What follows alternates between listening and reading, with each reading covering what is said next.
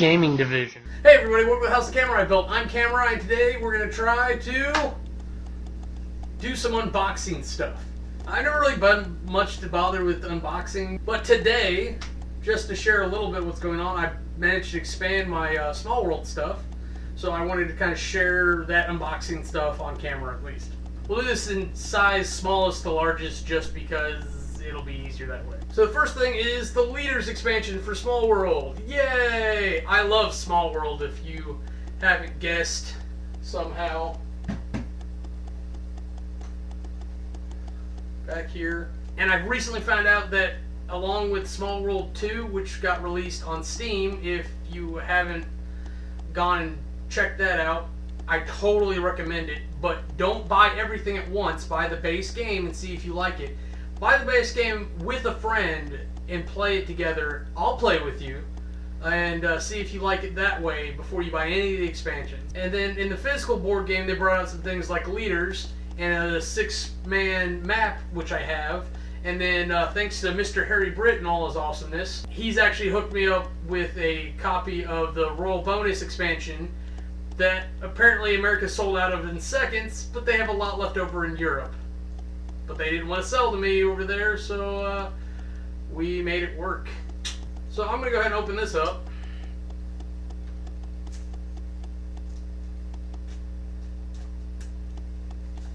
Normally you don't want to use like a sharp knife against cardboard items, but if you go along a seam on the side, they wonderfully have this extra cardboard that it doesn't matter if you just take a corner off. I'm not going to do it because the rules are on this side. I got to get them out of there. Yay! So this comes with rulebook, apparently in at least Spanish, probably French and German. Yep. Yeah. So I get to scan this into my computer for digital copies, or they might actually have one on the website. I'll have to make sure, but I get an odd enjoyment out of scanning rulebooks into my computer for whatever reason. And then we have leaders for every race in all the Smallworld stuff. That's kind of impressive to me, even though if you don't care.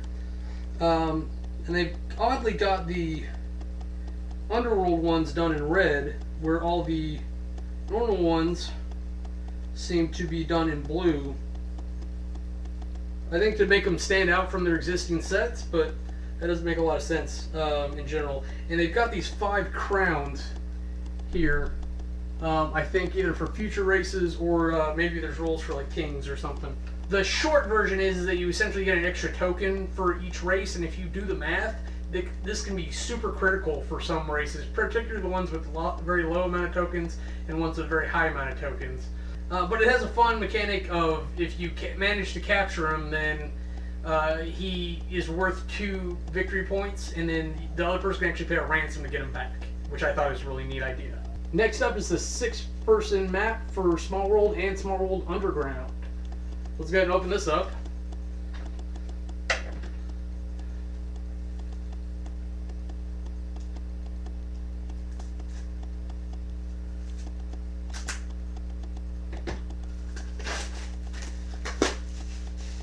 It's like present.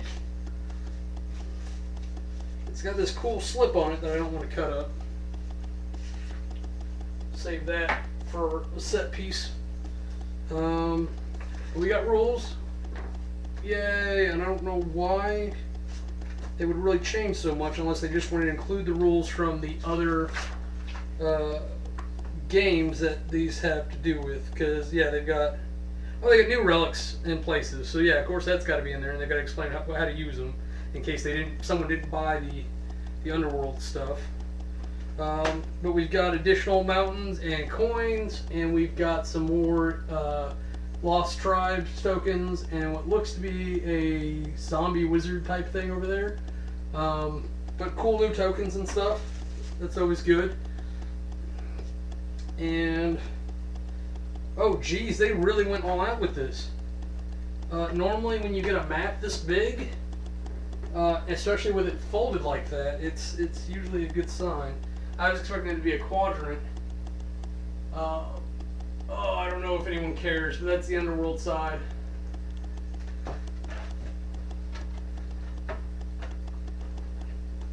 And that's the above ground side. I'm super excited to play this.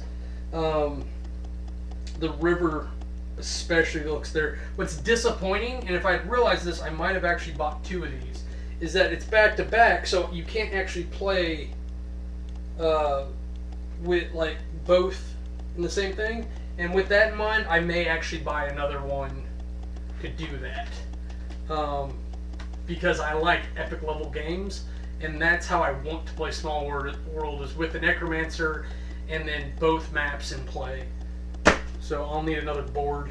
Next up, Smallworld Realms. This is kind of not involved with the new expansions, but I hadn't bought this for so long, and I was like, oh, that looks stupid. Why would I want that? I'll buy pre-made maps. And I kept looking at it, and I kept reading more about it, and it's like, oh, you know what? It's probably worth it. And when I finally looked at what the hexes were, and we're about to find out what they are, it really seems like building your own map would be kind of fun. And of course, I probably want to pre-build and do preset maps for missions instead of doing it purely at random, because I'm sure there's rules about how the water and land has to line up, just like there is in Archipelago, fucking horrible game, and Catan is simple enough where you just have single hexes, and it doesn't matter except for river mouths. So let's go ahead and open this up.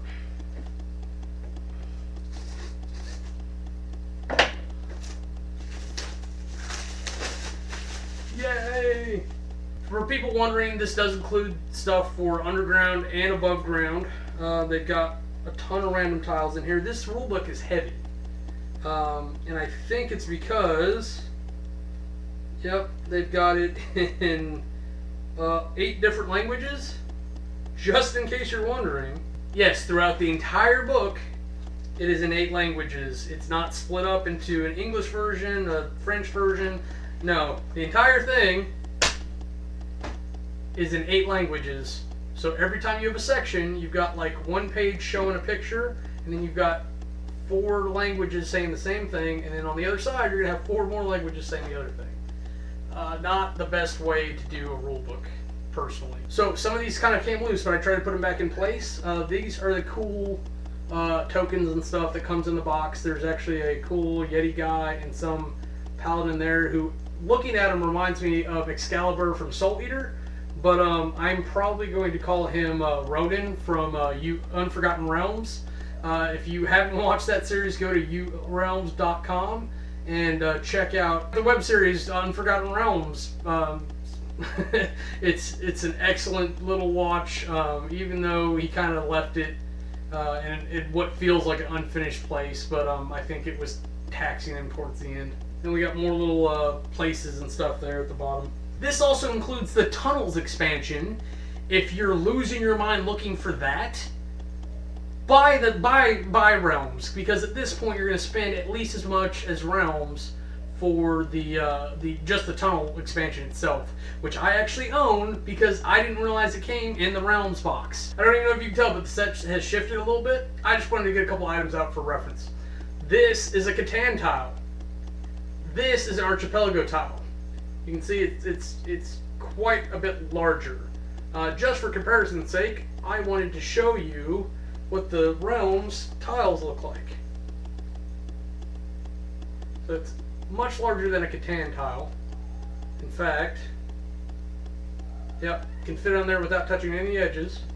And it's actually larger than an Archipelago tile, which is slightly irritating, but it makes more sense. But yeah, and these are fitted for underworld and above ground, as well as having things like chasms, smaller little tiles to make up for spaces to get it to be how you want it to be, I think. It also comes with these little pole things, which I have no idea what they're for, which I hate when people do unboxing videos and say that. So apparently they're river border markers so that you can tell rivers apart from lakes that happen to be touching. If it's enclosed, it's a lake. If it's not, it's a river. If it's at the mouth, it's the sea. I'm sure if I went through it, there's an easy way to tell without using markers. I get it. It just doesn't seem necessary. And just so everyone can see, here's what the inside of the box looks like. I'm going to have a wonderful time trying to figure out how to put this stuff in with the other stuff. It's too full. I need to start making my own boxes, and if I ever get a 3D printer, I will make my own inserts.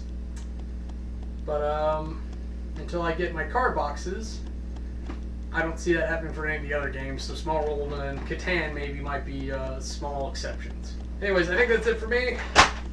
I'm Cameron. If you don't like me, bite me. If you want to see anything else we're up to, go ahead and click the annotations, and they'll take you to our other channels.